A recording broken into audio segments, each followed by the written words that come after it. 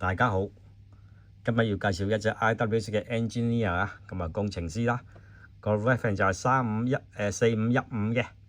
咁就大約就2000幾年出嘅，咁佢出咗就皮帶、鋼帶都有嘅，咁個鋼帶個面咧有呢個就金針啦，咁另外有銀針都有嘅，係啦，咁呢個錶我覺得就都襯色都幾靚嘅，一個就34mm 錶徑啦，一個工程師嘅設計啊，咁工程師大家都知道係專達大師做嘅設計嘅。係啦，咁就個面都做到好靚嘅，你見到啲紋好似有菱形嘅，睇啦，好似有菱形嘅紋，好靚嘅。咁另外就62樣上阿拉伯數目字啊，其他條字嘅，咁亦都係金色嘅時錶啊，金色嘅針啊，時分錶都係金色針，同埋有少少熒光嘅兩邊。咁日曆啊就開咗槍下3點位嘅白底黑字啦，係啦，咁就一個就啤數啦，呢個啤數就好似2級嘅，咁另外有5個窿啦，係裝飾嘅啫，冇咩特別嘅。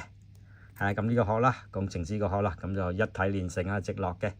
所以就呢個錶雖然就34mm，但係其實睇落去有成35、36咁上下啦。咁呢個框都做到好特別嘅，呢個專登做到凹咗少少落去嘅，咁就好似專喺個位置俾佢嘅。咁當然佢亦都有鎖把嘅，係啦。咁就一個自動機芯啊，咁啊物底設計嘅。咁工程師因為防磁啊，所以佢開咗蓋之後咧，仲有一個就吸住佢有個吸住嗰個機芯嘅。IWC 嘥咗個框啦，咁啊校時間好特別啦，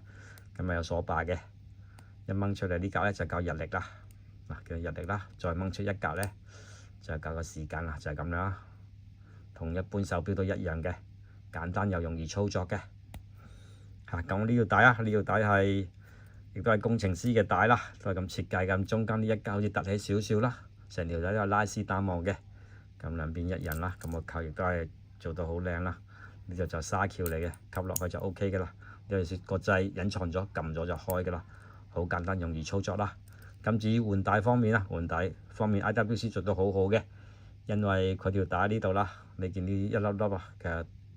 其實一支牙籤就夠㗎，一支牙籤分開2支，一每邊啦，就篤開呢個窿啦，咁呢個騰出嚟，咁就可以拆開條帶啦，好簡單啦，大家都可以做到嘅。咁呢個錶嘅狀態都好唔錯咯，講緊都應該有20年咁上下㗎啦。係啦，咁就上手俾大家睇先。34mm 其實都係非常之啱啊，我覺得都係非常之啱我啊。40mm 雖然都啱，不過34mm 就上手咁亮嘅，非常之靚係咪？係咁呢個就單錶一隻冇瑕冇證啊。咁大家可以就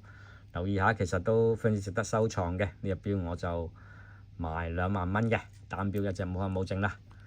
咁希望大家就訂閱我頻道啦，下面留言支持下俾 like 嘅，同埋分享俾朋友，多謝各位。